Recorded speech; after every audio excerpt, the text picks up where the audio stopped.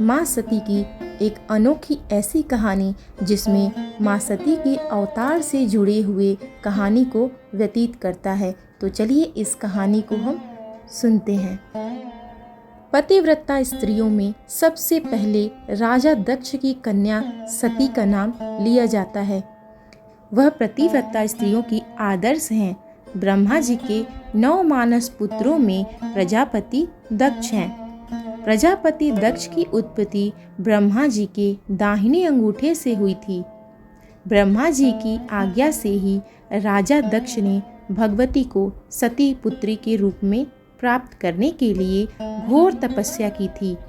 सती जन्म से ही भगवान शंकर की पूजा आराधना में लगी रहती थी।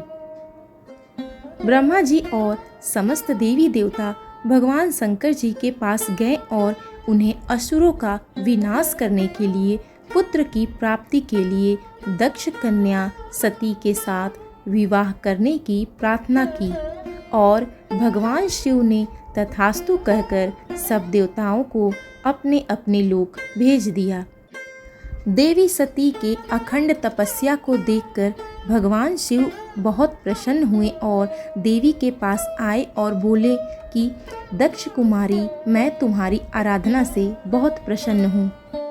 बताओ किस लिए तुमने इस कठोर तप को किया। तब सती बोली, देवादेव महादेव, आप तो घट घट वासी हैं, मेरी इच्छा को जानते हैं और वह आपसे छुपी नहीं है। आप स्वयं ही आज्ञा दें कि मैं आपकी क्या सेवा करूं।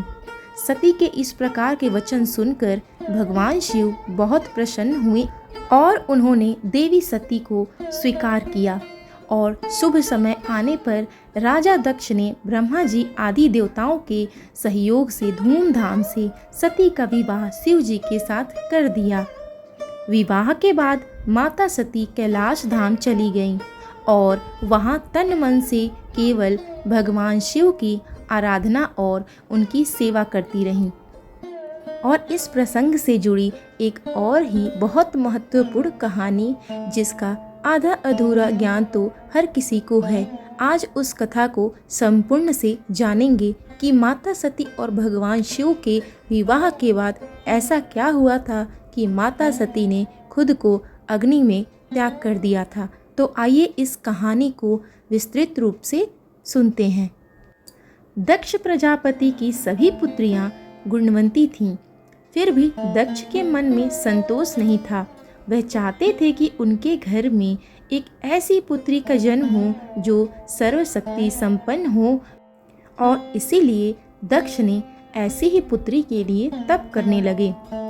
तप करते करते अधिक दिन बीत गए तो भगवती आद्या ने प्रकट होकर कहा, मैं तुम्हारे तप से प्रसन्न हूँ।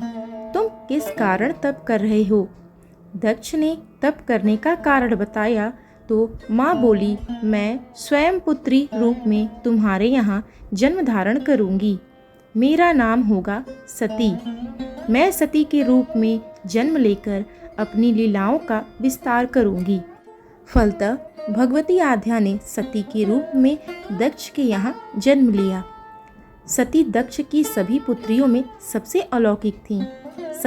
सती ने बाल्यावस्था में कई ऐसे अलौकिक आश्चर्यचकित करने वाले कार्य भी कर दिखाए थे जिन्हें देखकर स्वयं दक्ष भी हैरान हो गए थे। जब सती विवाह योग्य हो गई तो दक्ष को उनके लिए चिंता होने लगी। उन्होंने ब्रह्मा जी से इस विषय में परामर्श किया। ब्रह्मा जी ने कहा, सती आद्या की अवतार है। आद्या आदि शक्ति और शिव आदि पुरुष हैं। अतः सती के विवाह के लिए शिव ही योग्य और उचित वर हैं। दक्ष ने ब्रह्मा जी की बात मानकर सती का विवाह भगवान शिव के साथ कर दिया। सती कैलाश में जाकर भगवान शिव के साथ रहने लगी। भगवान शिव के दक्ष के दामाद थे, किंतु किसी वजह से दक्ष के हृदय में भगवान शिव के प्रति बैर और विरोध भाव पैदा हो गया। एक बार देवलोक में ब्रह्मा ने धर्म के निरूपण के लिए एक सभा का आयोजन किया था। सभी बड़े बड़े देवता सभा में एकत्र हुए। भगवान शिव भी इस सभा में बैठे थे। सभा मंडल में दक्ष का आगमन हुआ। दक्ष के आगमन पर सभी देवता उठकर खड़े हो गए, पर भगवान शिव खड़े नहीं हुए। उन्होंने दक्ष को प्रणाम भी नहीं किया। फलतः दक्ष ने अपमान का अनुभव किया। केवल यही नहीं, उनके हृदय में भगवान शिव के प्रति ईर्ष्या की आग जल उठी। वे उनसे बदला लेने के लिए समय और अवसर की प्रतीक्षा करने लगे। एक बार सती और शिव कैलाश पर्वत पर बैठे हुए परस्पर वार्तालाप कर रहे थे। उसी समय आकाश मार्ग से कई विमान कनखल की ओर जाते हुए दिखाई पड़े। सती ने उन विमानों को देखकर भगवान शिव से पूछा, प्रभु, यह सभी विमान किसके हैं और कहाँ जा रहे हैं? भगवान शंकर ने उत्तर दिया, आपके पिता ने बड़े यज्ञ का आयोजन किया है। समस्त देवता और देवताओं के इन विमानों में बैठकर उसी यज्ञ में सम्मिलित होने जा रहे हैं। इस पर सती ने दूसरा प्रश्न किया, क्या मेरे पिता ने आपको यज्ञ में सम्मिलित होने के लिए नहीं बुलाया? भगवान शंकर ने उत्तर दिया, आपके पिता मुझसे बैर रखते हैं, फिर वे मुझे क्यों बुलाएंगे? सती मन ही मन सोचने लगी, फिर बोली, यज्ञ के इस अवसर पर अवश्य मेरी सभी बहनें आएंगी। उनसे मिले हुए बहुत दिन हो गए हैं। यदि आपकी अनुमति हो तो मैं भी अपने पिता के घर जाना चाहती हूँ। यज्ञ में सम्मिलित हो लूँगी और बहनों से भी मिलने का अवसर मिलेगा। भगवान शिव ने उत्तर दिया, इस समय वहाँ जाना उचित नहीं होगा। आपके पिता मुझसे बैर रखते हुए हो सकता है कि वे आपका भी अपमान करें। बिना बुलावे किसी के घर जाना उचित नहीं होता है। इस पर सती ने प्रश्न किया, ऐसा क्यों? भगवान शिव ने उत्तर दिया, विवाहिता लड़कियों को बिना बुलाए पिता के घर नहीं जाना चाहिए, क्योंकि विवाह हो जाने पर लड़की अपने पति की हो जाती है। पिता के घर से उसका संबंध टूट जाता है। लेकिन सती पीहर जाने के लिए हठ करती रहीं, अपनी बार बार बात दोहराती रहीं। उनकी इच्छा देखकर भगवान शिव ने पीहर जाने की अनुमति दे दी। उनके साथ अपना एक गढ़ भी साथ भेज दिया। उस गढ़ का नाम वीरभद्र था। सती वीरभद्र के साथ अपने पिता के घर गईं। घर में सती से किसी ने भी प्रेम पूर्वक वार्तालाप नहीं किया। दक्ष ने उन्हें देखकर कहा, तुम क्या यहाँ मेरा अपमान करने आई हो? अपनी बहनों को तो देखो कि किस प्रकार भांति भांति वे अलंकारों और सुंदर वस्त्रों से सुसज्जित हैं। तुम्हारे शरीर पर मात्र बाघंबर है। तुम्हारे पति शमशानवासी और भूतों का नायक है। वह तुम्हें बाघंबर छोड़कर और पहना ही क्या सकता है?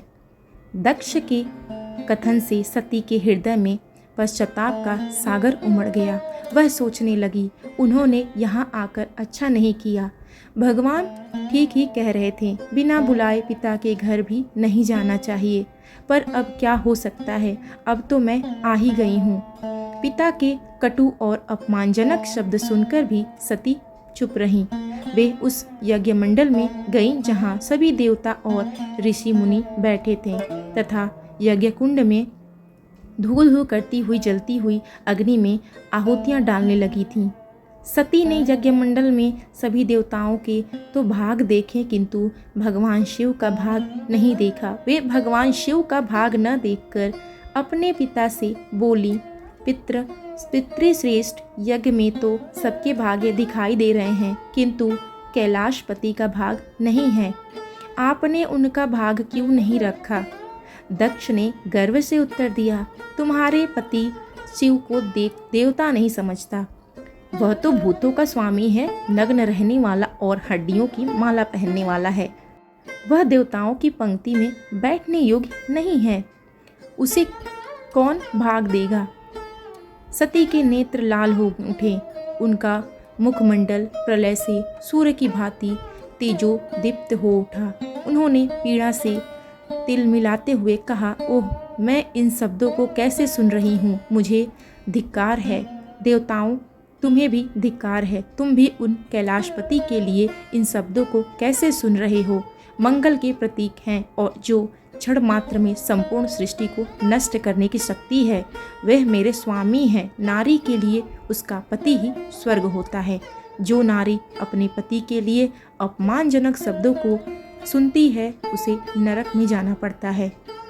पृथ्वी सुनो, आकाश सुनो, देवताओं सुनो, तुम भी सुनो। मेरे पिता ने मेरे स्वामी का अपमान किया है। मैं अब एक क्षण भी जीवित रहना नहीं चाहती। सती अपने कथन को समाप्त करती हुई यज्ञ कुंड में कूद पड़ी। जलती हुई आहुतियों के साथ उनका शरीर भी जलने लगा। यज्ञ मंडल में खलबली पैदा हो गई, हाहाकार मच गया। देवता उठकर खड़े हो गए, वीरभद्र क्रोध से कांप उठे। वे उछल उछल कर यज्ञ का विघ्न करने लगे।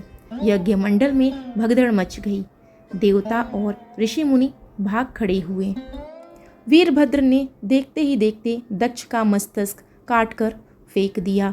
समाचार भगवान शिव के कानों में भी पड़ा। वह प्रचंड आंधी की भांति कनखल जा पहुँचे। सती के जले हुए शरीर को देखकर भगवान शिव ने अपने आप को भूल गए। सती के प्रेम और उनकी भक्ति शंकर के मन को व्याकुल कर दिया। उन शंकर के मन को व्याकुल कर दिया जिन्होंने काम पर भी विजय प्राप्त कर ली थी और जो सारी सृष्टि को नष्ट करने की क्षमता रखते थे। वह सती के प्रेम में खो गए, बेशुद्ध हो गए। भगवान शिव ने उन्मत्त की भांति सती के जले हुए शरीर को कंधे पे रख लिया। वे सभी दिशाओं में भ्रमण करने लगे। स्वयं भगवान शिव की ऐसी दयनीय स्थिति देखकर तीनों लोकों में हाहाकार मच गया। सभी देवता भगवान विष्णु के पास पहुँचे और उनसे कुछ करने को कहा। यह देखकर भगवान विष्णु ने अपना सुदर्शन चक्र शिव की ओर छोड़ दिया। सुदर्शन चक्र ने एक एक करके सती के शरीर के विभिन्न अंगों को काट डाला, जो पृथ्वी पर 51 अलग अलग स्थानों पर गिरे। वर्तमान में इन्हीं स्थानों पर माँ आदि शक्ति के 51 शक्तिपीठ स्थापित हैं, जहाँ हर वर्ष करोड़ों की संख्या में श्रद्धालु आते हैं। यह शक्तिपीठ वर्तमान भारत में ही नहीं बल्कि यह पूर्व के अविभाजित भारत में भी आते हैं। इसमें आतंकी देश पाकिस्तान, अफगानिस्तान, बांग्लादेश, नेपाल इत्यादि भी सम्मिलित हैं। माता सती की कहानी में जो अनहोनी हुई थी वह इसी यज्ञ में शुरू हुई थी। वह इसलिए क्योंकि न तो सती माता इस यज्ञ में जाती, न ही उन्हें आत्मदाह करना पड़ता और न ही भगवान शिव के जीवन में इतना दुख आता। सती के शरीर के टुकड़े होने के बाद भी भगवान शिव का दुख कम नहीं हुआ। सती के 51 जगह जहाँ जहाँ भी अंग गिरे वहाँ उनके साथ भगवान शिव के भैरव अवतार भी हैं, ताकि वे उनकी रक्षा कर सकें। इसके बाद भगवान शिव सती की याद में इतना रोए थे कि उनके आंसुओं से 2 कुंड का निर्माण हुआ। इसमें से एक कुंड राजस्थान के पुष्कर में स्थित है तथा दूसरा कुंड पाकिस्तान के कटासराय मंदिर में है। कुछ दिनों के पश्चात भगवान शिव का दुख कम हुआ तो उन्होंने फिर से सब मोह माया का पूर्ण रूप से त्याग कर दिया था। इसके बाद वे लंबे साधना के लिए चले गए, जिसमें वे वर्षों तक रहे थे। उनकी साधना के दौरान ही माता सती का पार्वती के रूप में पुनर्जन्म हुआ था। माता पार्वती ने पुनः उन्हें पति के रूप में प्राप्त करने के लिए वर्षों की कठोर तपस्या की। इसके बाद शिव उन्हें पुनः पति के रूप में प्राप्त हुए थे। इस तरह से आज हमने इस कहानी के माध्यम से माता सती की कथा को संपूर्ण रूप से जान लिया है। इस कहानी को सुनकर हमें भगवान शिव के क्रोधित रूप को देखा है, साथ में माता सती के प्रति उनके दिल में कितना प्रेम था यह भी हमने इस वीडियो में जान लिया है। वीडियो अच्छी लगे तो शेयर ज़रूर करें।